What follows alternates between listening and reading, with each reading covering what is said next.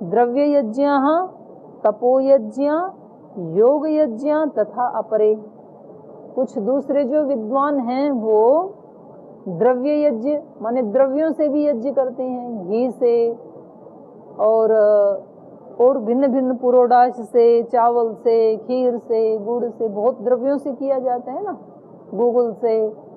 तो द्रव्य यज्ञ और वैसे ही तपो यज्ञ, कुछ भौतिक द्रव्यों से होम करते हैं। और यहाँ होम का मतलब केवल अग्नि में डालते हैं इतना ही नहीं, यज्ञ का मतलब गीता में क्या है? सेवा, निष्काम भाव से।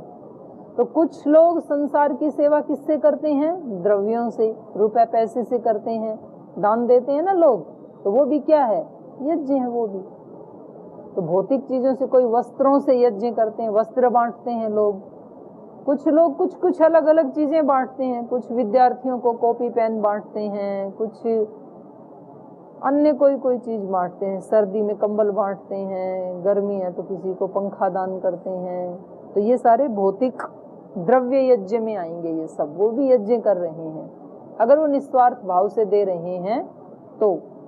स्वार्थ भाव से दे रहे हैं तो भी वो यज्ञ तो है, लेकिन वो सकाम यज्ञ है फिर।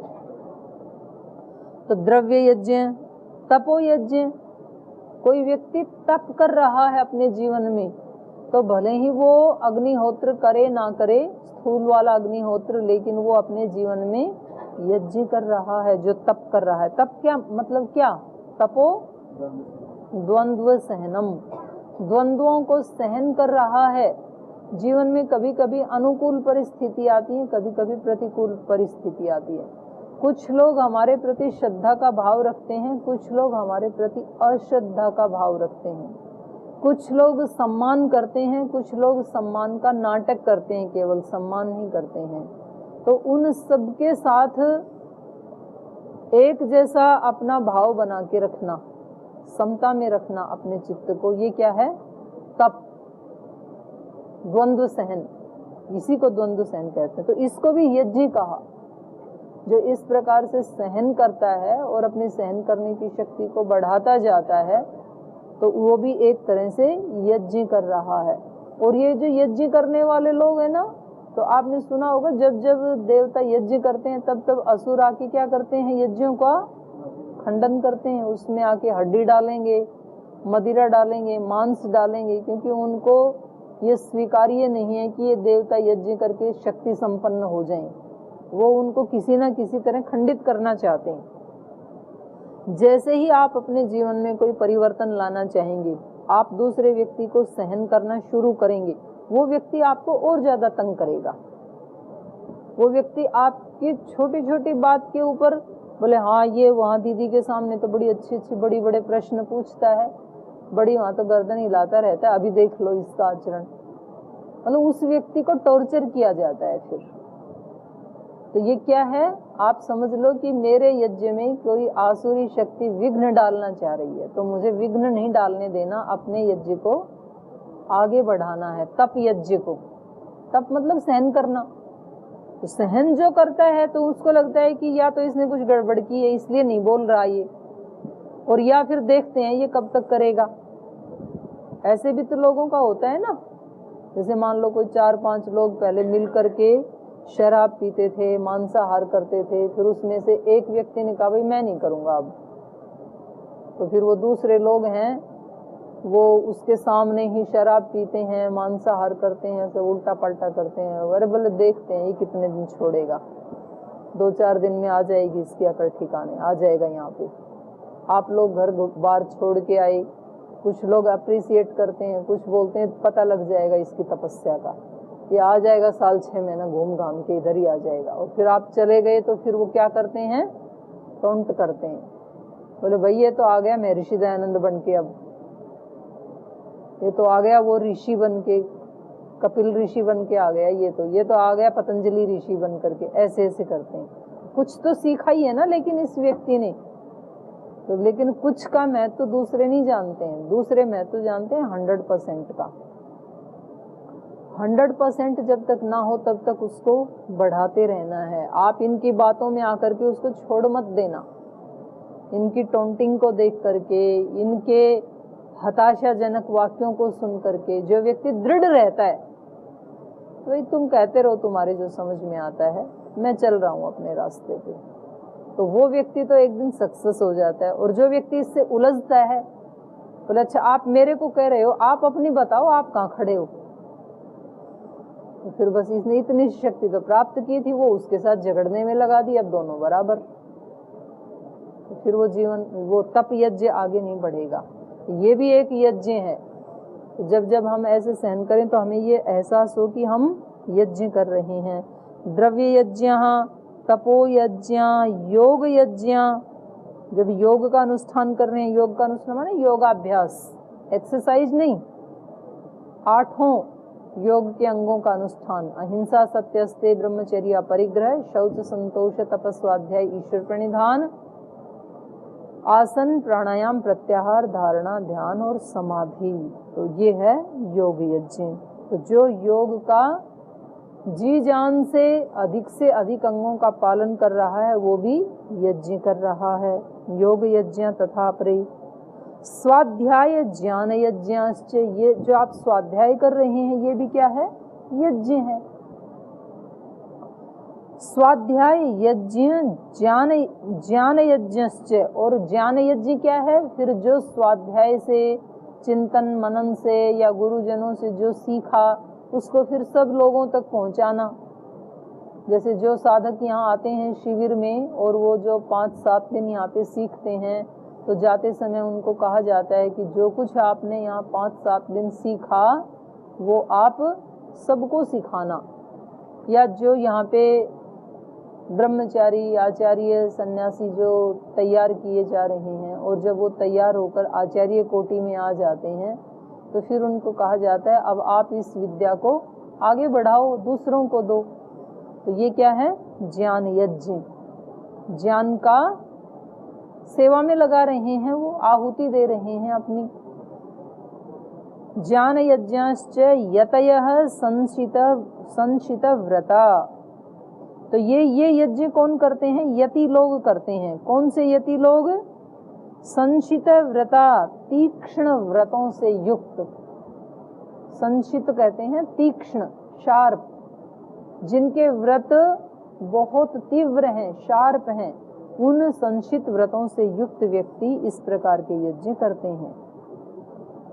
तो इससे अभिप्राय यही है कि जो कुछ भी अपने पास है, भले ही द्रव्य है अपने पास, या ज्ञान है, या सहन करने की शक्ति है, जो भी है उसको किस में लगाना है, सेवा में लगाना है। दूसरे की खुशी के लिए उसको लगाना है, अपनी खुशियों के लिए नहीं उसको लगाना है। अपनी खुशियों के लिए नहीं लगाना तो क्या खुद दुखी होना है, नहीं, खुद दुखी नहीं होना। खुद तो ज्ञान से युक्त होगा तो उसको पता लगेगा मैं तो पहले ही पूर्ण हूँ, इसलिए मेरा तो जन्म ही दूसरों की सेवा के लिए हुआ है।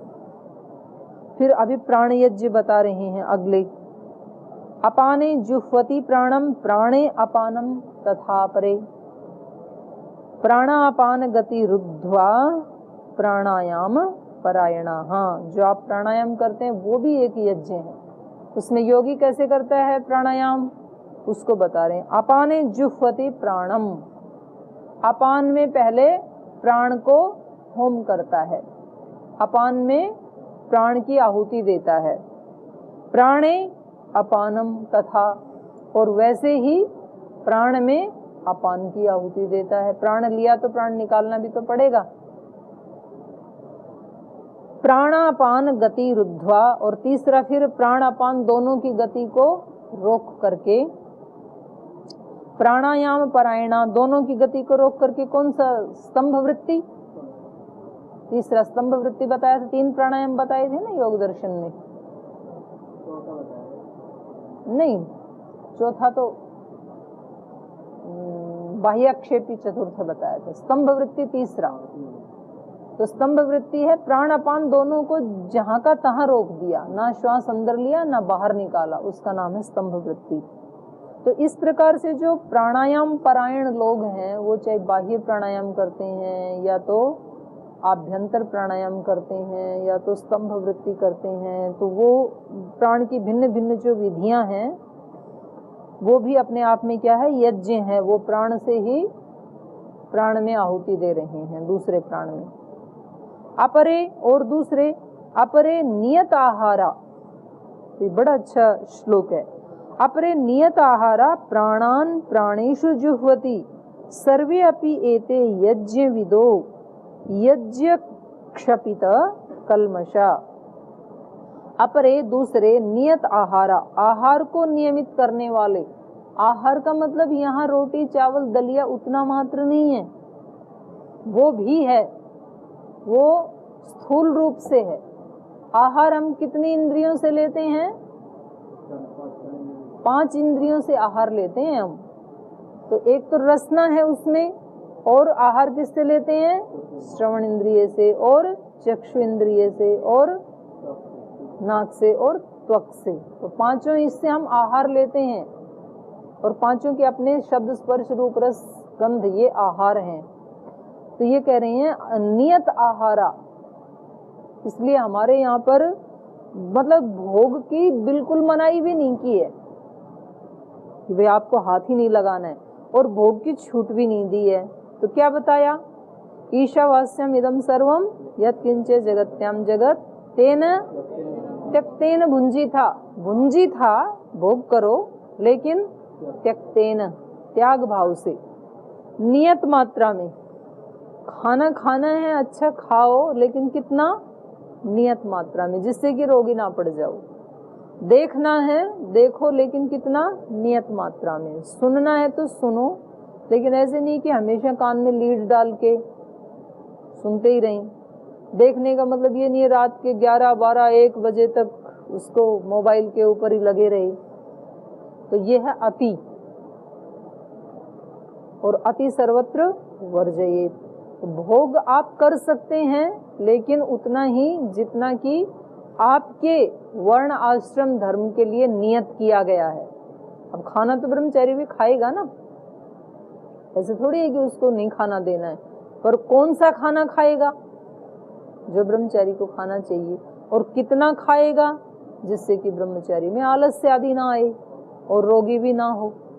तो इसलिए इन्होंने कहा नियत आहारा। बहुत अच्छा शब्द है ये। हम देख सकते हैं, क्या मैं उतना ही सोचता हूँ जितना सोचना चाहिए, या आवश्यकता से ज्यादा ही सोचता हूँ? क्या मैं उतना ही आंखों से देखता हूँ जितना देखना चाहिए, या उससे ज्यादा देखता हूँ? तो क्या कानों से उतना ही सुन रहा हूँ जितना सुनना चाहिए, या कुछ आवश्यकता से ज्यादा ही सुन रहा हूँ? किसी किसी की सुनने की भी असंयम होता है। अच्छा, फिर क्या हुआ? वहां गए थे, क्या क्या रहा? मतलब उस व्यक्ति से वो कहना भी नहीं चाह रहा, तो जबरदस्ती सुनना चाहता है। किसी किसी व्यक्ति को बोलने की ज्यादा तलब पड़ जाती है, जितना बोलना चाहिए, जितने से काम चल जाता है उतना नहीं, वो चुप होता ही नहीं है। दूसरा व्यक्ति सुनना चाहे या ना चाहे, वो उसको फिर वो कहता है भाई आज तो उसके पास बैठ गए, आगे से भगवान बचाए उसके पास बैठने से। चुप होता ही नहीं। तो क्या हम इनको नियत आहार दे रहे हैं या अनियत आहार दे रहे हैं? इंद्रियों को अनियत दे रहे हैं तो योगी नहीं है, और नियत दे रहे हैं तो योगी हैं। तो ये अपरे दूसरे योगी कहते हैं नियत आहारा, आहार को नियमित करने वाले। प्राणान प्राणेषु जुह्वति, प्राणों को प्राणों में ही आहूत करता है योगी। सर्वे अपि एते यज्ञ विदः, ये सारे यज्ञ हैं। इस बात को कौन जानता है? कौन जानता है इसको? यज्ञवित। यज्ञवित माने यज्ञ की महिमा को जानने वाला। जो यज्ञ की महिमा को नहीं जानता है, उसके तो ऐसे ही अंधेरे में जीवन चल रहा है। अपना तो चल रहा है और दूसरे का और चलाने के लिए कईयों का चला देता है, फिर सुबह से शाम तक। लेकिन जो ज्ञानी लोग हैं वो पहचान लेते हैं कि ये व्यक्ति जो कर्म कर रहा है, जो सेवा कर रहा है, ये भी एक यज्ञ है। ये व्यक्ति ऐसा कार्य कर रहा है, ये भी एक यज्ञ है। ये व्यक्ति एकांत में बैठा है, ये भी एक यज्ञ है। ये व्यक्ति पढ़ रहे हैं, ये भी यज्ञ है। ये पढ़ा रहे हैं, ये भी यज्ञ है। वो उसकी महिमा को जान लेते हैं, जो यज्ञ की पूरी महिमा को जानने वाले, यज्ञवित। और यज्ञ क्षपितः कल्मषाः, यज्ञ में जीवन के द्वारा जिनके पाप नष्ट हो गए हैं। ये भी यज्ञविद का ही विशेषण है। यज्ञ के रहस्य को जानने वाला, यज्ञ में जीवन के द्वारा जिसके पाप नष्ट हो गए हैं, ऐसा योगी इन सारे कर्मों को यज्ञ के रूप में ही देखता है, यज्ञ के रूप में ही अनुष्ठान करता है।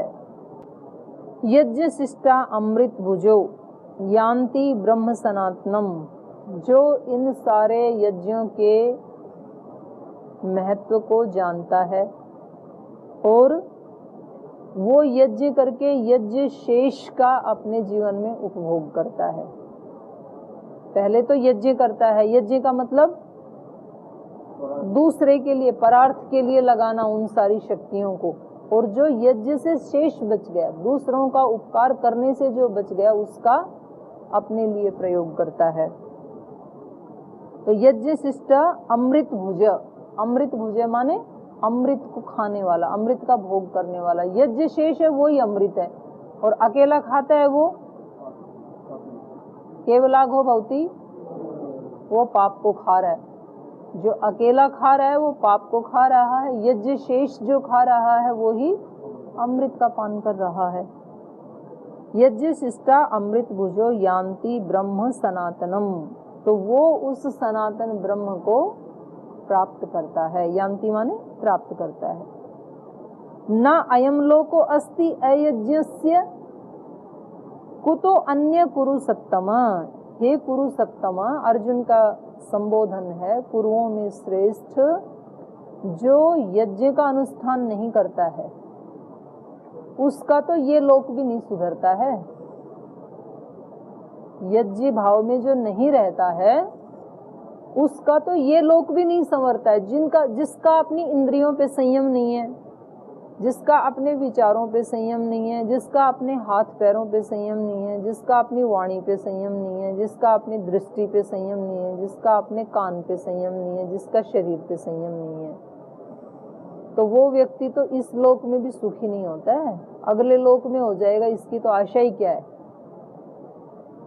तो इस पे संयम का मतलब जो यज्ञ भाव से इनका प्रयोग करता है, सारे शरीर का और मन का भी और भावों का भी और विचारों का भी, दूसरे की भलाई के लिए जो प्रयोग करता है, वो यज्ञ करके यज्ञ शेष को खाता है और एक तरह से वो अमृत भोगी है, अमृत का वो आस्वादन कर रहा है, अमृत खा रहा है एक तरह से वो। और जो दूसरे की परवाह नहीं कर रहा है, भाई मुझे तो मेरे ढंग से जीना है, दूसरे मेरे लिए दूसरों का कोई रूल लागू नहीं होता है, मेरे लिए ना कोई देश का अनुशासन है, ना मेरे लिए कोई धर्म का अनुशासन है, ना मेरे लिए कोई संस्था का अनुशासन है, ना कोई गुरु का अनुशासन है, ना कोई आत्मा का अनुशासन है, मेरे ऊपर किसी का अनुशासन नहीं है।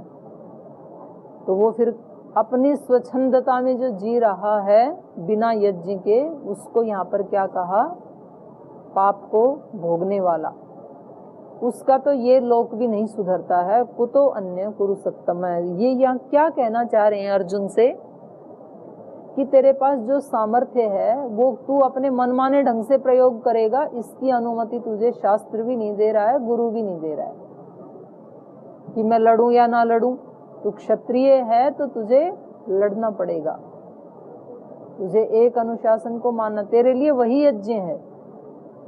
तो जो अयज्ञ वाला है, यज्ञ नहीं करता है, जो अपनी शक्तियों को सेवा में नहीं लगा रहा है, उसको तो न अयम लोक, ये लोक भी प्राप्त नहीं होता है। कुतो अन्य, फिर अगला तो ये कह रहा था ना कि मैं तो कुछ भी ना करके अगले भिक्षाचर्या करके और मोक्ष को प्राप्त हो जाऊंगा, ऐसे मान रहा था ना। बोलो मोक्ष की तो तू बात ही छोड़ दे, अपने स्वधर्म का पालन नहीं करेगा तो ये लोक भी सिद्ध नहीं होगा। एवं बहुविधा यज्ञा, इसलिए यज्ञ, अब उस समय तो केवल एक अग्नि में आहुति डालने वाले यज्ञ की बात होती थी, लेकिन भगवान कृष्ण ने आकर के उनकी सबकी बुद्धि खोल दी, एक तरह से बंद बुद्धि को, कि केवल उतना ही यज्ञ नहीं है, ये सारे भी यज्ञ हैं। ये सारा यज्ञ का ही विस्तार है। ये सारी सृष्टि ही मैंने कैसे रची है? सयज्ञा, यज्ञ सहित जो भी तू कर रहा है वो सब कुछ यज्ञ है, और उसको यज्ञ भाव से ही कर। एवं बहुविधा यज्ञ वित्तता, इस प्रकार अनेक प्रकार के यज्ञ ब्रह्मणों मुखे, ब्रह्म के मुख में, ब्रह्म के मुख में मतलब ब्रह्म का मुख है वेद, वेद में ये सारे यज्ञ वित्तता फैले हुए हैं। इस प्रकार से ज्ञान का मुख अर्थात वेद में ये अनेक प्रकार के यज्ञों का वर्णन है जो अभी मैंने यहाँ बताया।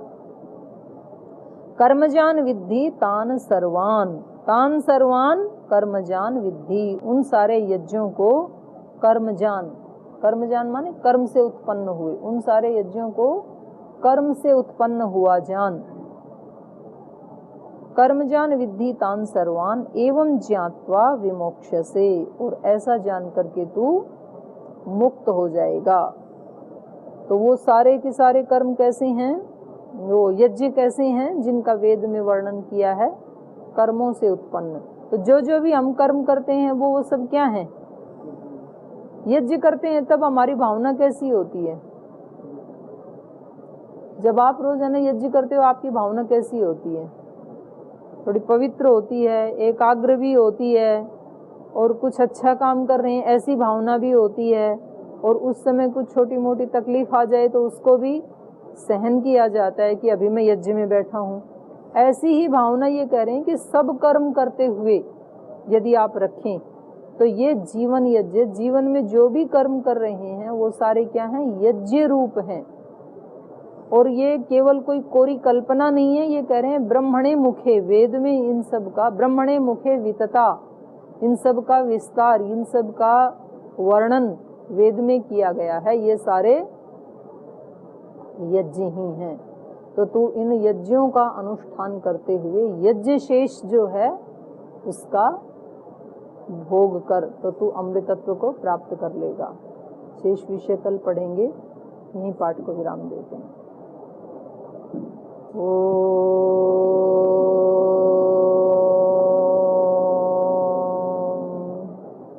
शांति शांति शांति। श्री गुरुभ्यो नमः।